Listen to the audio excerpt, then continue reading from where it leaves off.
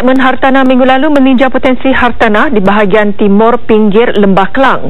Siri kedua minggu ini meninjau projek perumahan sekitar Bandar Baru Bangi, Dengkil, Banting, Cyberjaya dan Putrajaya. Mampukah kawasan ini memberi nilai baik bagi pelaburan hartanah dan apakah potensi pertumbuhannya? Mena Lopez menyediakan kupasan ini.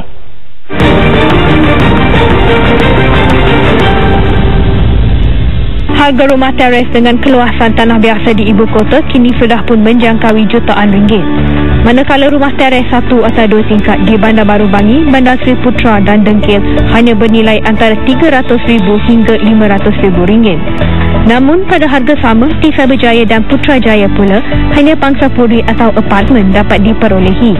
Mostly first-time house owners or new in family,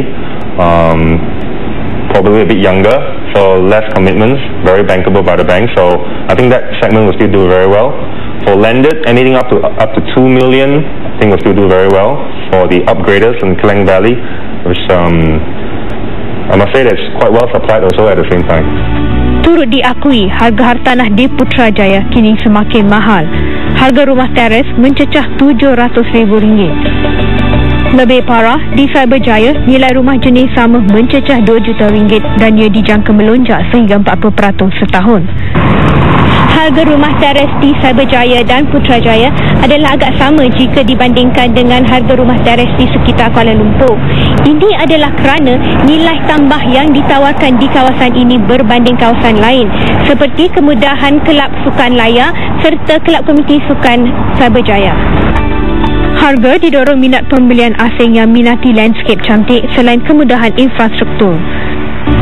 Faktor lokasi berdekatan syarikat antarabangsa turut merangsangkan harga rumah di lokasi berkenaan. In the suburban area, they are looking into more on resort type of living. Of course, they need some form of security.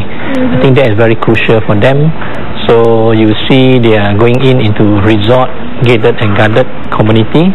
So these are the players that are coming in as far from China, Korea, Middle Eastern.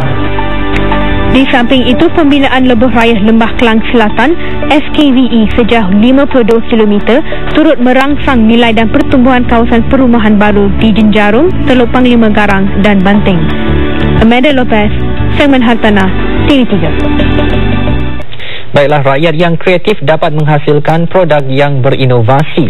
Majlis Pelancaran Kereta Model Toyota Prius C misalnya menonjolkan ciri-ciri kreativiti yang mampu menarik perhatian ramai. Video itu mengakhiri buletin utama malam ini. Selamat hormat dan selamat malam.